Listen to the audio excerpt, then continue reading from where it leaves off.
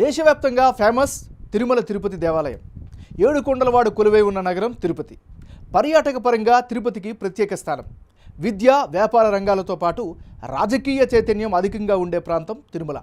అందుకే తిరుపతిలో రాజకీయాలు ఎప్పుడూ ఆసక్తికరంగానే ఉంటాయి. అన్ని పార్టీలను హక్కుని చేర్చుకున్నారు తిరుపతి ప్రజలు. గతంలో టీడీపీ, కాంగ్రెస్ ఘన విజయాలు సాధించాయి. మెగాస్టార్ చిరంజీవి ప్రజారాజ్యం తరపున తిరుపతిలో పోటీ చేసి గెలిచారు. ఈసారి వైసీపీ నుంచి భూమన అభినయ్ రెడ్డి బరిలో దిగుతున్నారు. విపక్షాల పొత్తుల్లో భాగంగా సీటు జనసేన అభ్యర్థి ఆరణి శ్రీనివాసులకు దక్కింది. టీడీపీ నుంచి టిక్కెట్ ఆశించారు సుగుణమ్మ. కాపు సామాజిక వర్గ ఓట్లు కీలకం కాబోతున్నాయి. పొత్తులు కుదిరాక తిరుపతి నియోజకవర్గంలో గ్రౌండ్ రియాలిటీ ఎలా ఉంది? ఏ పార్టీకి అనుకూల పరిస్థితులు కనిపిస్తున్నాయి? Big TV exclusive election survey పందెంకోళ్ళు 2 సర్వేలో వచ్చినటువంటి అంచనాలను ఇప్పుడు చూద్దాం. పందెంకోళ్ళు 2 లేటెస్ట్ సర్వే రిపోర్ట్ చూసే ముందు ఈ ఏడాది జనవరి 18వ తారీఖున చేసిన పందెంకోళ్ళు 1 సర్వేలో తిరుపతి నియోజకవర్గంలో వచ్చినటువంటి సర్వే అంచనాలను ఒక్కసారి వెనక్కి వెళ్ళి గుర్తు చేసుకుందాం. పందెంకోళ్ళు 1 సర్వే ప్రకారం తిరుపతి నియోజకవర్గంలో వైఎస్ఆర్ కాంగ్రెస్ పార్టీకి అనుకూలంగా 34% ఓట్ షేరు, జేఎస్పీకి అనుకూలంగా 57% ఓట్ షేరు కనిపించింది. అదే సమయంలో ఇతరులకు 9% ఓట్లు వచ్చే అవకాశం ఉన్నట్లుగా తెలిసింది. ఆంధ్రప్రదేశ్లో పొత్తు రాజకీయాలు కన్ఫర్మ్ అయ్యాయి. అభ్యర్థుల ఖరారు తర్వాత కీలకమైనటువంటి తిరుపతి నియోజకవర్గంలో పందెంకోళ్ళు 2 సర్వేలో భాగంగా వచ్చినటువంటి అంచనాలను ఇప్పుడు పరిశీలిద్దాం. ఇప్పటికిప్పుడు ఎన్నికలు జరిగితే తిరుపతి నియోజకవర్గంలో వైఎస్ఆర్ కాంగ్రెస్ పార్టీకి అనుకూలంగా 43% ఓట్ షేర్ కనిపిస్తోంది.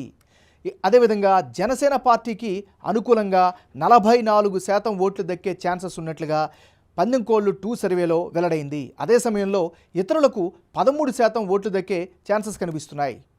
తిరుపతి నియోజకవర్గంలో పందెంకోళ్ళు 1 సర్వేకు పందెంకోళ్ళు సర్వే 2 మధ్య జనం యొక్క అభిప్రాయం ఎలా మారింది? వైసీపీ, తెలుగుదేశం పార్టీ అభ్యర్థుల్లో ఎవరికి ఎడ్జ్ పెరిగింది అన్నది ఇప్పుడు పరిశీలిద్దాం. తిరుపతి నియోజకవర్గంలో పందెంకోళ్ళు 1 సర్వేలో భాగంగా వైసీపీ అభ్యర్థి భూమన అభినయ్ రెడ్డికి 34% ఓట్ షేర్ వచ్చే అవకాశాలు కనిపిస్తే తాజా సర్వేలో అది 43%కి పెరిగింది. మరోవైపు పందెంకోళ్ళు 1 సర్వేలో జనసేన అభ్యర్థిగా ఆ పార్టీ అధినేత నాడు పవన్ కళ్యాణ్ ప్రొజెక్ట్ అయ్యారు.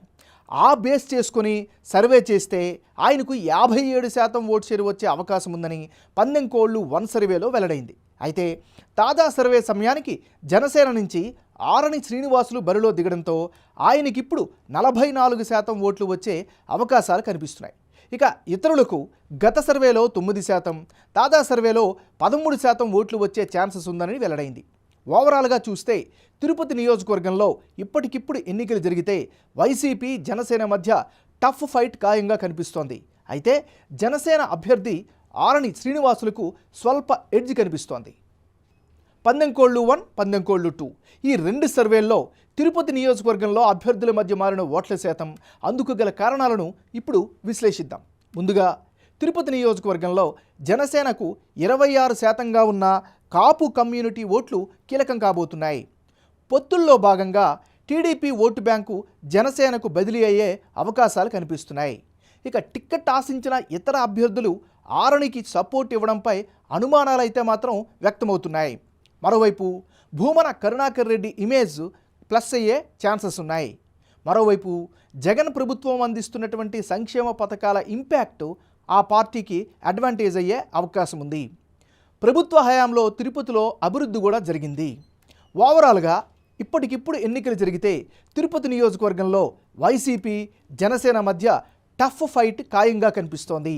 అయితే జనసేనకు స్వల్ప ఎడ్జ్ ఉన్నట్లు బిగ్ టీవీ ఎలక్షన్ సర్వేలో వెల్లడైంది.